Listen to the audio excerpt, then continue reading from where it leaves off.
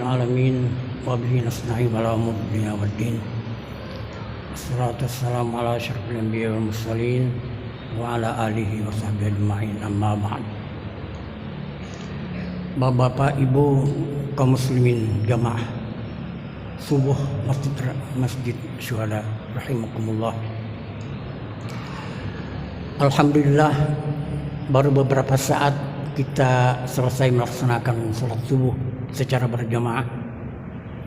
Harapan kita semua mudah-mudahan ibadah yang telah kita laksanakan maupun yang sedang kita laksanakan ataupun yang akan kita laksanakan, insyaallah mendapat ridho dan pahala dari Allah Subhanahu wa taala. Amin ya rabbal alamin. Subuh ini Bapak Ibu kita memasuki hari kedua dari bulan suci Ramadan tahun ini. Tentu menjadi harapan kita bersama, mudah-mudahan Allah Subhanahu wa taala senantiasa memberikan kesehatan, kesempatan lahir dan batin kepada kita semua agar kita dapat melaksanakan dan mengisi bulan suci Ramadan ini dengan amal-amal kebajikan yang akan memperlancar, mempermudah nanti kita di yaumil mahsyar. Pada kesempatan subuh ini saya akan mencoba menyampaikan beberapa hal atau sebuah hal yang boleh dikatakan cukup penting, sangat penting malah. Para jemaah kita berada pada satu bulan di mana bulan ini merupakan bulan yang istimewa. Dari 12 bulan yang diciptakan Allah Subhanahu wa taala sesuai dengan Al-Qur'an, tidak ada yang bisa menandingi kehebatan, keagungan, keberkahan, kemuliaan bulan suci Ramadan ini. Rasulullah mengatakan dalam sebuah hadis kursi, Allah berfirman, kullu amal bi Adam lahu illa shaum. Semua amal ibadah yang dilaksanakan oleh anak cucu Nabi Adam itu semuanya untuk dia. Kita sholat, kita zakat, kita haji, kita umrah, berbuat baik kepada manusia, berhubungan pada sesama insan, semuanya pahalanya untuk kita. Illa saum, kata Allah, kecuali puasa. As-saumu li wa ana ajzi bihi, kata Allah. Puasa itu betul-betul untukku, kata Allah, bukan untuk manusia. Wa ana ajzi bihi, dan saya yang berhak memberikan pahala dan ganjaran pada setiap orang yang melaksanakan ibadah puasa. Apabila puasa kita betul-betul karena Allah dan mengharapkan ridho Allah Subhanahu wa taala. Oleh karena itu sangat rugi, sangat rugi orang yang memasuki bulan Ramadan tapi tidak memanfaatkan dan mengisi bulan Ramadan ini dengan amal-amal kebajikan sesuai dengan tuntunan Rasulullah Sallallahu Alaihi Wasallam. Sehingga satu bulan penuh dalam bulan Ramadan ini tidak ada satu kegiatan pun, baik kegiatan lahir, kegiatan batin, kegiatan hati kita, itu semuanya dimonitor oleh Allah Subhanahu wa taala dan semuanya akan mendapat pahala dan ganjaran di sisi Allah Subhanahu wa taala. Tidak ada bulan yang seperti ini. Sampai-sampai Rasulullah menjelaskan, namus saimu ibadatun asabtu tasbihun wa du'ahu mustajabun wa amaluhu mudha'afun wa dzambuhu maghfur. Luar biasa. Tidak ada satu bulan yang bisa menandingi kehebatan, keberkahan, kemuliaan bulan suci Ramadan ini. Tidak ada kegiatan kita yang tidak dinilai oleh Allah Subhanahu wa taala. Namus saimu ibadatun. Tidurnya orang berpuasa itu di sisi Allah dinilai sebagai ibadah. Tidur aja. Wasumtuhu tasbihun, kita diam aja Tafakkur merenung itu juga punya nilai ibadah dari Allah Subhanahu wa taala. Namus sami ibadatun wa sumtuhu tasbihun wa du'ahu mustajabun. Doa orang berpuasa itu insyaallah ijabah Allah Subhanahu wa taala. Wa amaluhu mudha'afun, amal ibadahnya dilipat gandakan. Wa dzambuhu maghfur, dan semua dosa-dosanya diampuni oleh Allah Subhanahu wa taala. Luar biasa memang. Luar biasa. Nah, pada kesempatan ini Bapak Ibu, saya akan mencoba menjelaskan satu sisi dari hadis yang saya sebutkan tadi, yaitu masalah doa. Banyak hadis-hadis sahih yang menjelaskan tentang bagaimana peranan doa dalam agama kita. Antara lain misalnya ad-du'a mukhul ibadah. Doa itu jantungnya ibadah. Ad-du'a silahul mu'min. Doa itu senjata paling ampuh bagi seorang mukmin. Ad-du'a imaduddin. Doa itu tiangnya agama. Luar biasa peranan doa ini. Oleh karena itu Allah sangat murka kepada orang yang rajin beribadah tapi malas berdoa, apalagi di bulan suci Ramadan ini. Bapak Ibu rahimakumullah, salah seorang sahabat yang bernama Abu Umamah bertanya kepada Rasulullah, "Ya Rasulullah, doa mana, kapan doa itu yang paling didengar? Ayu doa asma, ya Rasulullah, kapan doa itu diijabah dan dengar oleh Allah Subhanahu wa taala?" Kata Rasulullah, ada dua tempat. Pada sepertiga malam terakhir setiap malam, maksudnya pada waktu kita melaksanakan sholat apa namanya? Pada kita melaksanakan sholat. Nah, dan yang kedua, dubur salawatul maktubah, pada akhir tiap-tiap sholat waktu. Jadi pada waktu kita sholat tahajud, itulah kesempatan pertama kita menyampaikan doa kepada Allah. Insya Allah besar peluang, besar kemungkinan doa kita pada waktu sholat tahajud di sepertiga malam terakhir setiap malam itu Allah Subhanahu wa taala turun ke langit dunia mendengarkan siapa di antara hamba-hambanya yang melakukan sholat dan berdoa kepadanya. Insya Allah apapun yang kita minta dalam bentuk kebaikan, keselamatan untuk dunia akhirat, insya Allah akan dikabulkan Allah Subhanahu wa taala. Dan di akhir sholat, setiap sholat fardu atau sholat waktu, disebut 5 waktu. Nah, cuma perlu kita ketahui bahwa meskipun Allah Subhanahu wa taala menyiapkan atau menyediakan beberapa waktu, beberapa saat yang yang sangat baik untuk mengijabah perdoaan permintaan hambanya, tetap syarat dan ketentuan agama itu tetap berlaku. Jadi artinya tidak sekedar kita berdoa lalu ijabah, ya, tidak semudah itu. Tapi Allah memperketat persyaratan. Dan apabila persyaratan dalam agama ini dipenuhi, insya Allah doa, kata Allah, saya malu sebagai Tuhan kalau tidak mengabulkan permintaan hambaku. Dalam sebuah diskusi Allah mengatakan, apabila seorang hambaku menengadahkan tangan, mengangkat tangan untuk berdoa kepadaku, kata Allah, saya malu kalau tidak mengabulkan permintaannya, walaupun tidak semua yang diminta oleh hambaku. Karena itu salah satu adab, ya, berdoa itu banyak hadis-hadis yang sahih mengatakan bahwa kita harus menengadahkan tangan, mengangkat tangan sebagai manifestasi daripada kita mengharapkan bantuan Allah Subhanahu wa taala. Doa yang ucapan dengan mengangkat tangan itu lebih terbuka peluang untuk dikabulkan daripada kita berdoa tapi tidak menegakkan tangan.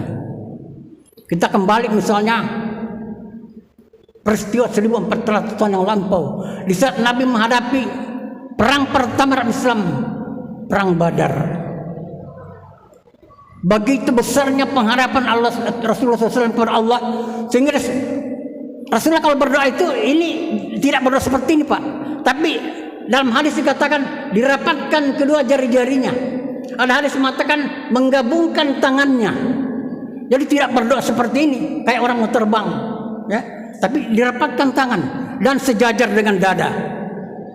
Jadi tidak juga begitu. Tapi dalam satu peristiwa karena begitu besarnya pengharapan Rasulullah kepada Allah Subhanahu Wa Taala, waktu perang Badar, menghadapi perang Badar, itu 3 hari 3 malam Rasulullah berdoa tidak putus-putusnya sampai terakhir Abu Bakar. Begitu tingginya tangan Rasulullah karena besarnya pengharapan kepada Allah, begitu tingginya dia menenggarkan tangan sampai jubahnya ingin hampir terlepas. Maka datanglah Abu Bakar menyangkutkan kembali jubahnya dan mengatakan, sudahlah wahai Rasulullah, Allah pasti mendengar dan akan mengijabah doa-doamu. Salah satu doa Rasulullah pada waktu itu yang sayup terdengar oleh Abu Bakar mengatakan, artinya, apabila ya Allah kelompok yang sedikit ini dihancurkan oleh musuh-musuhmu, la ta'buduka ba'dal yaum, tidak akan ada lagi manusia yang akan menyembahmu di permukaan bumi ini sesudah hari ini. Ahli sejarah mengatakan ini adalah satu doa, satu statement yang menentukan masa depan Islam pada saat itu. Bayangkan 300 orang berhadapan dengan 1000 orang, tidak masuk akal. Hitungan matematika lepas. Tapi Allah Subhanahu Wa Taala punya kemauan sendiri. Wa anzala junudan lam tarawha, kata Allah dalam Al-Quran. Saya turunkan pasukan yang tidak mereka lihat. Itulah yang membantu umat Islam pada waktu itu. Sebab Nabi mengatakan, kalau kelompok yang kecil ini hancur ya Allah, la ta'buduka ba'dal yaum. Tidak ada lagi manusia pun yang akan menyembah kamu sesudah hari ini. Itu hebatnya doa itu, Pak. Ya. Dalam sejarah kita membaca keampuhan dan kehebatan doa. Dengan doa api Namrud itu bisa menjadi dingin. Dengan doa Nabi Musa bisa membelah laut. Dengan doa Nabi Daud bisa melembekkan besi yang keras. Dan sebagainya dan sebagainya. Kita barangkali pernah membaca 3 orang bersahabat yang terkurung dalam gua. Ini dalam sebuah hadis sahih dan diriwayatkan oleh Imam Muslim. Ya, 3 orang bersaudara terkepung dalam gua, dan setelah angin kencang, angin ribut gurun datang, pintu gua itu tertutup oleh batu besar yang oleh kekuatan manusia tidak bisa digeser itu. Tapi dengan doa, mereka berdoa masing-masing. Alhamdulillah, akhirnya batu tergeser, dia selamat kembali keluar dari gua itu. Kekuatan doa itu luar biasa. Dengan catatan, ya, dalam Quran dikatakan dalam surah Al-Baqarah ayat 185 yang merupakan bagian satu paket daripada ayat-ayat puasa, Allah berfirman, wa idza sa'alaka ibadi anni, apabila engkau ditanya oleh Muhammad, oleh hamba-hambaku tentang aku, kata Allah, fa inni qarib, saya ini dekat. Berdoa tidak usah besar-besar suara, dalam hati pun saya dengar.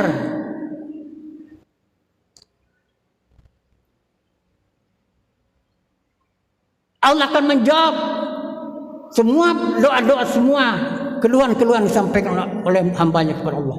Tapi dengan syarat, fastajibu li wal yu'minu bi. Jadi syarat doa itu dalam Quran cuma 2. Syarat terkabulnya doa itu dalam Quran cuma 2. Fal yastajibu li wal yu'minu bi. Hendaklah engkau melaksanakan panggilanku, memenuhi seruanku, kata Allah, wal yu'minu bi, dan betul-betul beriman kepadaku, semua doa akan kukabulkan. Tapi kata Allah, manusia tetap manusia. Kata Allah, kalian mau cepat diterima kalau berdoa, tapi lambat memenuhi panggilanku, lambat memenuhi seruanku. Yang ideal itu, kata Allah, kalau dikatakan Allahu Akbar, Allahu Akbar, semua kegiatan stop, semua kegiatan hentikan, berujung langsung hadap kepada Allah. Itu yang dimaksud dalam Al-Quran, inna sholata kanat alal mu'minina kitaban mawquta. Sesungguhnya salat itu bagi orang yang beriman ditentukan waktu-waktunya. Nah, waktu-waktunya ini harus kita tepati. Kecepatan dan ketepatan kita memenuhi panggilan Allah itu, begitu cepat pula Allah mengabulkan permintaan kita. Bukankah dalam sebuah hadis kursi Allah berfirman, saya ini hanya menuruti keadaan hambaku. Kalau hambaku itu cepat mengabulkan permintaanku, saya juga akan cepat mengabulkan doanya.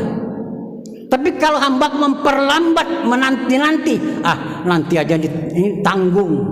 Kata Allah, saya juga bisa memperlambat memenuhi permintaannya. Jadi lambat atau cepatnya Allah mengabulkan permintaan kita sangat-sangat tergantung dari kecepatan dan ketepatan waktu kita memenuhi panggilan-panggilan Allah Subhanahu wa taala. Coba lihat Bapak, para kiai, para ulama, ya, yang tekun melaksanakan sholat secara tepat, itu rata-rata doanya semua dikabulkan. Jadi karena itu kita mencobalah, ya, di bulan suci Ramadan ini, marilah kita mencoba melaksanakan sholat tepat pada waktunya dan berjamaah di masjid, ya, dilanggar di musola, di surau dan sebagainya, ya. Jamaah rahimakumullah, di dalam ibadah terutama sholat ini, disunatkan kita berjamaah di masjid, di langgar dan musola dan sebagainya. Sebab sholat berjamaah lebih tinggi derajatnya daripada kita sholat sendirian. Kalau tidak bisa ke masjid, berjamaah dengan keluarga di rumah, itu juga sudah menjadi satu catatan tersendiri bagi Allah Subhanahu wa taala. Jemaah rahimakumullah, perlu kita ketahui bahwa Allah Subhanahu wa taala merespon doa seorang hamba itu dalam 3 terkabul, tertunda, dan tertolak. Jadi doa ini menurut Al-Quran itu ada 3 macam. Ada doa yang terkabul, ada doa yang tertunda, dan ada doa yang tertolak. Masing-masing punya alasan menurut ketentuan agama kita. Yang pertama misalnya doa yang terkabul, seperti saya jelaskan tadi bahwa apabila sesuai terpenuhi syarat-syarat menurut hukum agama, menurut syariat agama, insya Allah doa itu akan terkabul. Sebagai ilustrasi misalnya, seorang hamba berdoa siang, malam, pagi, petang, sore, terus berdoa. Allah Subhanahu wa taala memerintahkan kepada malaikat rahmat untuk segera memenuhi permintaan seorang hamba. Cepat, kata Allah, berikan apa yang dia minta, karena memang sudah terpenuhi menurut keinginanku, kata Allah dalam sebuah diskusi. Doanya terkabul. Yang kedua, ada doa yang tertunda. Kenapa tertunda? Ada alasannya. Allah sudah memperhitungkan bahwa apabila doa ini diberikan, ya, diijabah pada waktu itu sesuai dengan permintaannya, maka apa yang dimintanya itu bukan menjadikan dia dekat kepada Allah, tapi justru menjadikan dia jauh daripada rahmat Allah Subhanahu wa taala. Kenapa? Karena Allah menganggap iman kita pada saat itu belum stabil. Iman kita dalam keadaan labil, masih mudah dipengaruhi oleh pengaruh-pengaruh keduniaan. Maka Allah Subhanahu wa taala menunda. Sama contohnya misalnya Pak, ya, kita punya anak umur 10 tahun, minta diberikan Honda karena terpengaruh dengan anak tetangga yang sudah berumur 15 tahun misalnya, atau sudah besar. Tentu kita tidak akan memenuhinya. Belum lagi nak, kamu kan masih kecil. Nanti kalau sudah besar, nanti baru bapak belikan Honda. Itu kan ditunda. Artinya permintaan anak ditunda karena tidak sesuai dengan situasi dan kondisinya pada waktu itu. Sama dengan ini, Allah menunda doa kita karena kata Allah, apabila doa permintaan dikabulkan, dia akan terlalu banyak melaksanakan maksiat lewat apa yang diberikan Allah kepadanya. Ini kan ditunda. Di saat di saat nanti iman kita sudah dianggap stabil, dianggap baik, dianggap normal, insya Allah doa itu akan dikabulkan Allah Subhanahu wa taala. Dan yang ketiga, ada doa yang tertolak, didengar oleh Allah tapi ditolak. Kenapa? Tidak memenuhi persyaratan.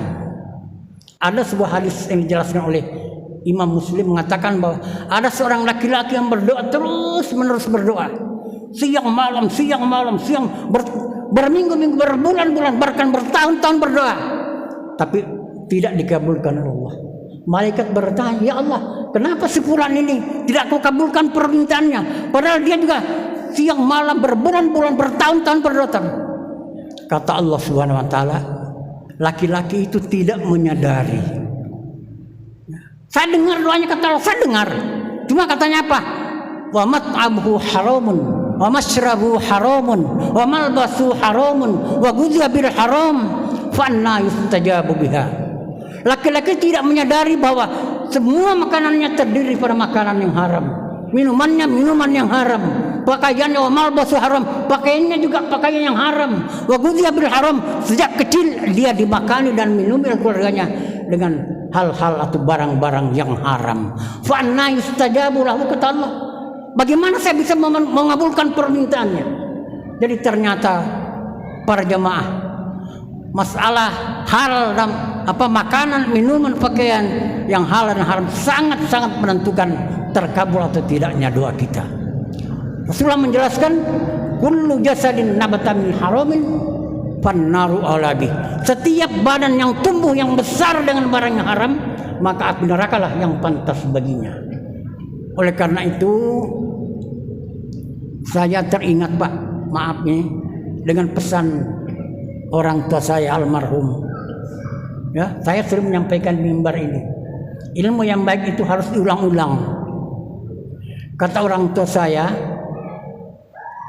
nanti kalau kamu sudah berkeluarga, semiskin apapun hidupmu, tapi saya tetap mendoakan supaya kamu hidup dengan baik. Untuk beribadah itu siapkan baju tersendiri. Itu pesan orang tua saya. Jangan baju itu juga ke pasar, itu juga jalan-jalan, itu juga ke sana, itu juga kemari. Sudah penuh, 2 lembar aja. Kalau kotor dicuci satu lagi, kotor dicuci satu lagi. Jadi khusus untuk beribadah ini ada satu baju khusus, Pak. Orang tua saya itu paling terlatih. Almarhum Pak Asmaja ini itu tahu persis, karena beliau pernah tinggal di Penajam di rumah saya itu berbulan-bulan lamanya. Pak Asmaja ini almarhum itu tahu dengan orang tua saya. Ya. Jadi itulah pesan beliau. Jadi katanya pakaian itu jangan yang ke pasar itu juga, yang kemana ya juga, jalan-jalannya juga, tapi khususlah. Dan itu yakinkan bahwa itu adalah perolehan dari barang yang halal. Itu paling penting. Kuncinya di situ. Ya, ini mohon maaf. Kalau pakaian, makan, minuman semua diperoleh dari barang yang haram, ya, orang tua saya bilang biar berdoa sampai bengkak mulutmu, bahkan sampai hancur mulutmu, Allah tidak akan bisa mengabulkan doa. Oleh karena itu betul-betul kita berdoa, lahir dan batin kita harus bersih, suci daripada hal-hal yang tidak diridai dan tidak disukai Allah Subhanahu wa taala. Inilah Bapak Ibu yang dapat saya sampaikan pada pertemuan kita subuh ini. Mudah-mudahan ada manfaatnya dan dapat meningkatkan amal kebajikan kita di masa-masa yang akan datang. Kurang lebihnya mohon maaf. Wabillahi taufiq wal hidayah. Assalamualaikum warahmatullahi wabarakatuh.